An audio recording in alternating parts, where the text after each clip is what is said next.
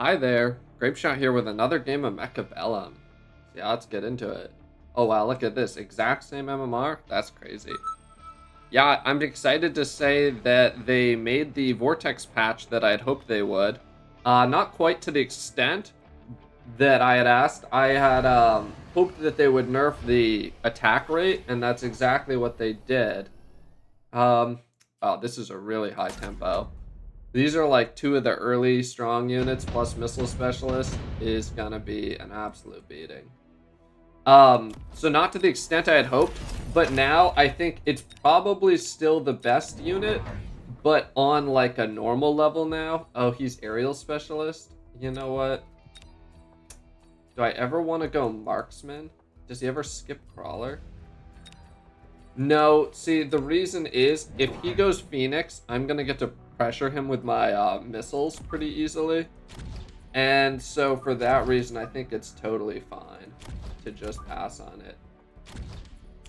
And, you know, obviously he can cheese a turn one victory, but that's not going to be too big of a deal either way.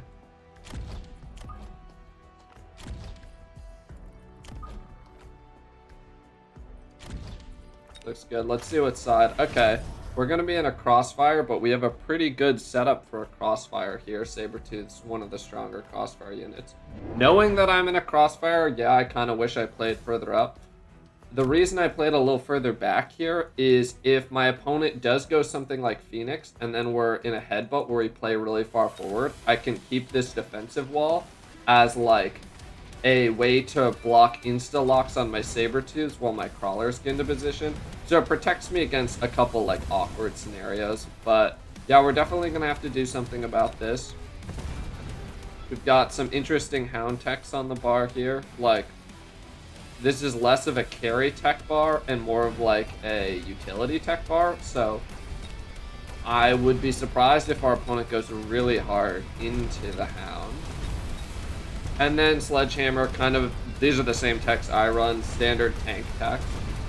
So we'll have to see what our opponent ends up doing here, but overall, not a great turn one. I would have liked to see a victory. Probably do have to go marksman, given that we're against aerial specialist. That's almost always just a must. Oh, wow. Absolutely amazing. That was a brilliant, brilliant drop for us. And, you know, I don't really go Fang right now unless I'm playing against the Vortex, so I'll just unlock Mustang.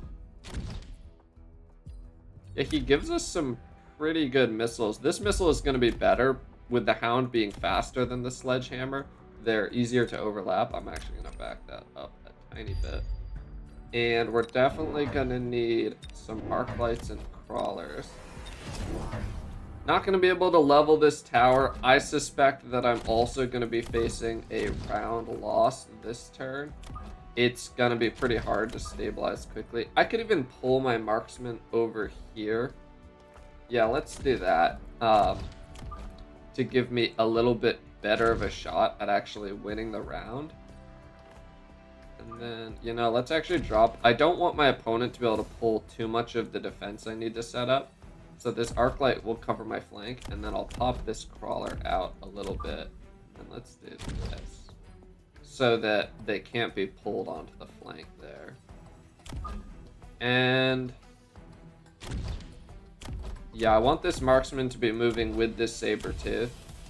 You know, maybe if I go all the... No, let's go here. I don't want to go all the way on the outside. Alright, we see Wasp coming out. We do have anti-air Arclight. And this is a largely hated on tech that I have been playing more and more and doing really phenomenal with. I'm a big fan of this tech. Obviously, the Marksman's not looking so great, but early Wasps tend to be pretty easy to deal with in the long run. They're just not super stat heavy for their cost. The Flying Pangs. But it is going to get our opponent a round victory, and he'll probably get a level up off of killing my marksman. I've been a huge fan of aerial specialization of recent. I think that this is one of the strongest Specialist, especially considering it starts with 5,000 HP, which is quite a lot. And we're offered another missile. I am going to take this, especially now that my opponent has unlocked Wasp, and also put it in a position where we can get really strong missiles. I mean, maybe my opponent just goes ahead and energy shields this right off the bat, but if he does, he can no longer get out of it, and we can go ahead and counter it pretty well. For now, I think it probably is worth just actually... Well, does he... Oh, you know what? He's going to jump drive this, isn't he?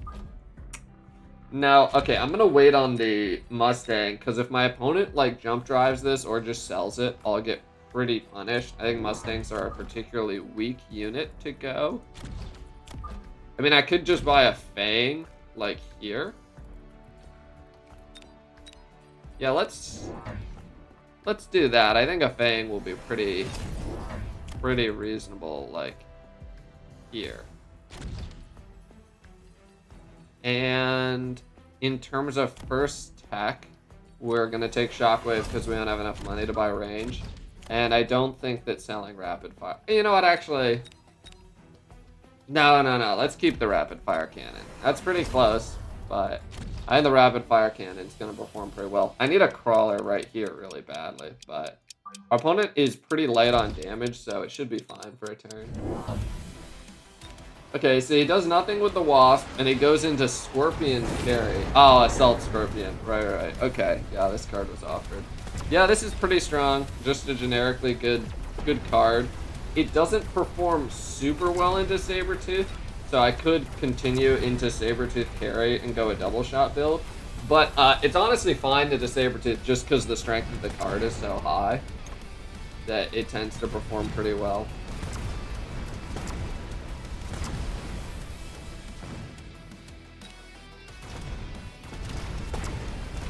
Yeah, hitting both Sabretooths there was a nutty shot. If he got a second shot off there, oh, that would have been diabolical. And let's see. I mean, I'm going to continue to take this insane missile our opponent is giving us. Deployment module is the only thing I'd really consider from here. Everything else seems kind of ridiculously greedy. And... I mean, pulling this Sabretooth over could be pretty reasonable. Because just the other Sabretooth is going to get it done. And this is going to be leveling up soon. So let's go Sabretooth here. Definitely need a Crawler and a Crawler here. And then let's pick up another Sabretooth, as I expect more of these Scorpion boys are coming. Yeah, let's go ahead and get rid of this so we can move our Crawler to a less awkward positioning. And then the question is, do we want to go like attack on Sabretooth plus some enhancements? Or do we want to go ahead and pick up our range on our actual carry? Which I think is probably what we should be doing here. Because if we do go this anti-air ammunitions, we're not going to go this until like pretty late in the game, at a point in which our opponent would have like 4 Wasps down. Does go for the shield. Yeah, this makes sense. So now we're almost certainly going to be going into this. I mean, we could also... I just think that if I go into Mustang, my opponent's going to click armor on his Hounds, and then I'm just really reliant on my Sabretooths to get things done. I kind of missed it. His Scorpion seemed to disappear really fast. Maybe I just insta-locked it with both Sabers. Is that what happened? It must be. It was absolutely annihilated. Well, we like this. This is a big swing for us to get our level up. Yeah, it must have just gotten absolutely deleted. Amplifying core. None of this does much. Our opponent took the additional deployment slot. I'm going to just kind of bait my opponent further into Wasp for now. And leave these Wasps unanswered. Amplifying core down here. That's really expensive though. Laser sights, no. I don't think those are things Sabretooth needs. Let me see. This is plus 20 range. So it would be to about here. No, we're just not going entrenchment with having to push in so far over here. So let's go ahead and pick up range. Keep the crawlers coming. This flank being totally undefended is really awkward. Yeah, actually, maybe we put an arc light back here. Yeah, we need to be a little less redunculous. And yeah, let's just shore up our arc lights this turn. Kind of give our opponent an opportunity to hang himself with wasps if he wants to. And pick up our enhancement. I wouldn't mind buying a Sabertooth this turn, but I just think that this is going to work out pretty well for us. And let's see what we can do here. Okay, so our opponent's going into Overlord. So we're going to need something bigger than just the arc lights for taking this down. Probably it's going to be Aerial Marksman. Huge fan of just purchasing free level 2 Aerial Marksman to answer this kind of a threat. Yeah, we'll give up a turn next turn, I think. Well, maybe we just hit the arc lights right away. Now that our opponent is probably just fully committing into Mothership as his game plan, and we do have this marksman down already, so let's get it going. Yeah, time to start hitting anti-air mode on things. We do get offered the melting point as like an alternative carry. Yeah, no, that seems brilliant, because then we don't have to click the aerial mode this turn, which gives us a little bit more leg room to play with. Pick up a crawler. I'm gonna just keep hitting this missile. It's just doing like a lot of damage altogether. Wait, let's actually back this missile up a bit. To like, can I ever catch some of this? I'll have to see. This missile is really interesting because I'm catching like the sides of units, but if I can hit everything, it's just amazing. And let's go ahead and reveal our ace in the hole. Nice. Gonna need another arc light here, and then let's put an even further up crawler to help prevent this Overlord from getting onto this Sabertooth too quickly. And then let's start picking up some arc light levels. Oh yeah. Yeah, let's do this. Between these two, and I think this arc light is less likely to get to attack units. It doesn't one-shot, so see how this goes. Our opponent goes into launcher overload, so our melting point's going to be pretty strong. We could go a second melter here. And honestly, I feel pretty good about our position in this game right now. We definitely need to help deal with this threat faster. I mean, honestly, maybe I just mobile beacon this melting point forward. But it's not going to be getting too quick of blocks. It just walks so slowly down towards this area. Yeah, we're going to have to mobile beacon this melting point. This is going to be too unacceptable. And we maybe level this tower now because the melting points are going to be essentially behind the tower. Rhino coming out. Was that a unit drop or did my opponent buy that? I am not actually sure. Yeah, I think I am gonna need to mobile beacon there. But this is looking like not quite a round victory for us, but we're stabilizing pretty well considering I think how our units fought that turn was really disfavorable for us. I can always redeployment Wasp Swarm. No, Wasp Swarm's not looking great. We're not particularly vulnerable to Wasp Swarm either. Let's see, a Rhino comes out over there. I totally missed that. The redeployment is pretty interesting. Do I want to answer this with a Sabertooth or with a Steel Ball? Probably with a Steel Ball.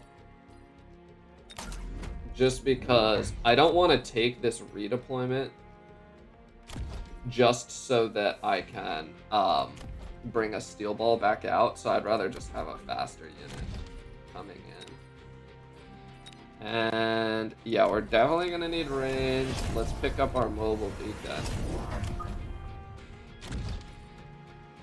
And more crawlers right here. Mobile beacon. You this way. Hit this with a missile. I don't think this is gonna... Yeah, it doesn't quite kill it, but it'll make it die to our first Arclight shot. So this will come out much quicker.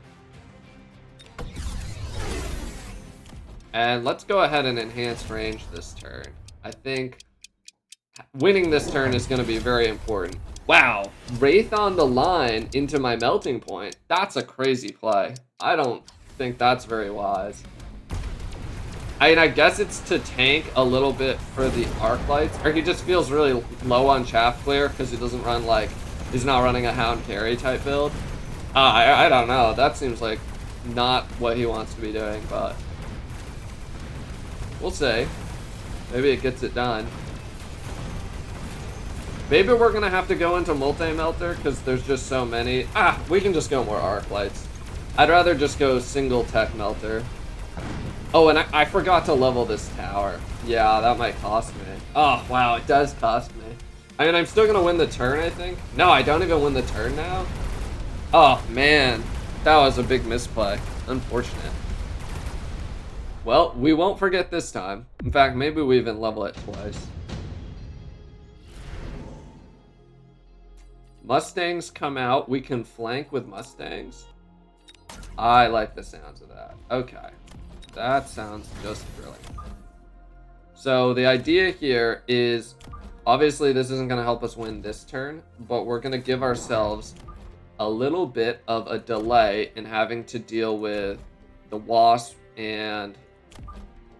I mean, our opponent's going to put Rhinos back here. That's fine. You know what? If our opponent is spending their turn buying Rhinos, I'm okay with that. Let's move this up a little bit. Right there. And then... yeah, and I do feel a little bit vulnerable to getting Rhinoed here, but I don't think that there's a whole lot to do about that. Alright, not forgetting to level our tower this time. I'm considering just going a melting point up here for good measure. I mean, it has to be pretty far up. I guess, yeah, it helps us take the level tower too. It's not too shabby. Take our HP. We could shield. No, I think this shield is not going to work out.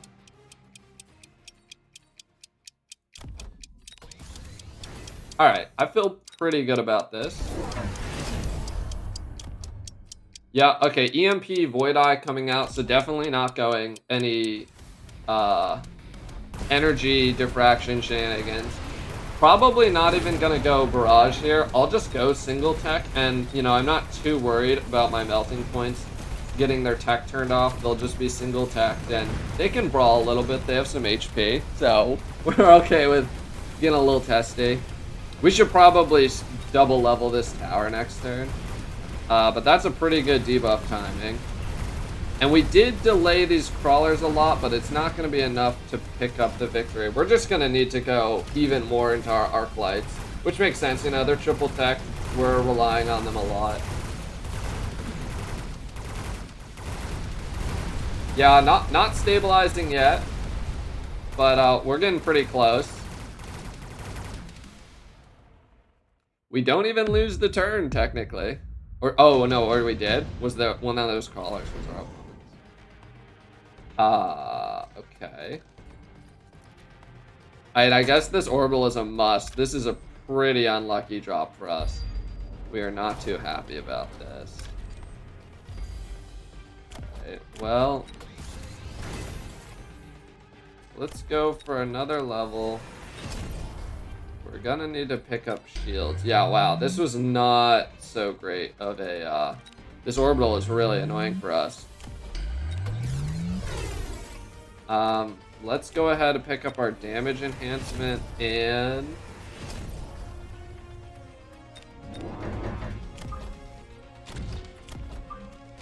I could buy these a level up. That doesn't do very much for us, but we are currently passing with extra. Yeah, let's do it. So we have to buy 1 and then 2 at a level up. Yeah, it's a little awkward of a use of money. Ooh, I don't have anywhere to put this. I mean, I could put this like really far forward. It's just gonna die. I guess I can put it here because I am doing this mobile beacon. All right, let's give this a try. See how it goes. Yeah, our opponent is really into crawler with no tack. So we have to be ready for this subterranean blitz because it can hit pretty hard into our arc lights. So we want to make sure we're definitely committing levels there.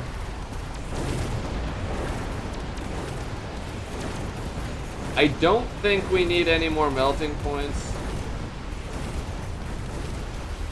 I mean, maybe we go 1 more. He does have a lot of tanky aerial units. Alright, not the best debuff timing, honestly. We have pretty much no locks when this hits, but this is looking like it will be a round victory. Maybe not, actually. It's pretty close. Okay, I definitely need to add a late arc light on this side. The second wave of crawlers hitting is absolutely demolishing us. Yeah, adding more later arc lights is going to be necessary because they're our front line still and they are going down. Alright, we are on the line now. 750. And orbital javelin. 780, 5,000. Yeah, I mean, it's pretty good. But we're not really gonna get to attack these. I don't think that we can pass on this, though. I want to drop it back a little bit because he's pretty likely to mobile beacon backwards. I want to make sure I still hit it. In fact, maybe even a little bit more. Because our opponent is just not going to be mobile beaconing this forward into our board ever. And let's hit our enhancement. What are we looking at? Can this be... This can be struck. It can and it will. So let's do this. And put our boy over... And honestly, I can go on the line with this. And then put an arc light up here to defend it. Alright.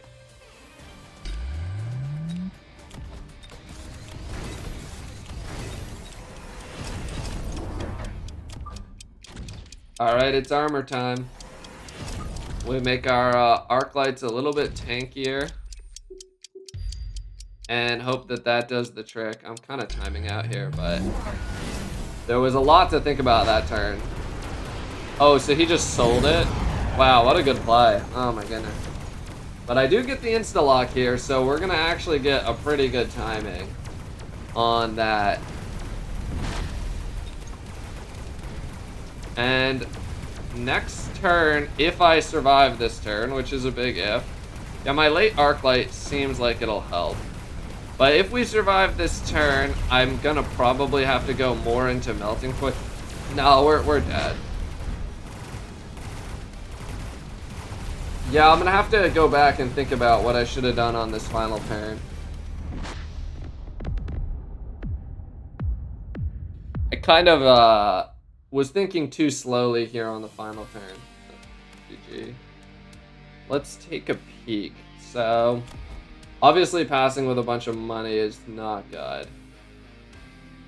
I think a melting point here, and then grab that with my mobile beacon, would have probably been a more efficient use of money.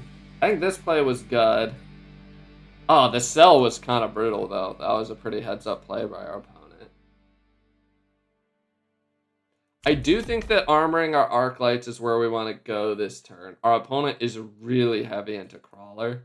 And obviously the armor doesn't help us tank against the Overlords, but it helps against everything else, right? Even the Void Eye, it's giving us extra HP. It's going to make the Void Eyes take a full extra attack to kill these Arclights. And I was feeling like I needed more Arclights when this second wave of Crawlers was dripping down this side. Yeah, let's see. Probably an Arclight, or not an Arclight, a melting point here. Grab it with the mobile beacon to pull it across to this side. Yeah, maybe at this point we wanted to make like a Scorching Fire play. Something like deploy 3 level 2 Fire Badgers on the line here. Say 16,000. I think that with double HP enhancement, the Overlord doesn't one-shot those. If it does, then that play becomes bad. And then we can oil across. But see, the problem with that is I actually have to win 2 turns, because if I win this turn, I don't actually win the game, and that's really easy for my opponent to counter, right? He just puts an Overlord back here. Oh yeah, and he had an Overlord here, but he puts an Overlord back here and makes sure he gets over the damage threshold, and then it just doesn't work. And we lose our oil. Definitely energy diffraction was going to come out at some point. It might have been stronger than our Arclight armor. We have a lot of Arclights, and they're really good here, though. Anyways, thanks for watching, and I'm glad to be back. Peace.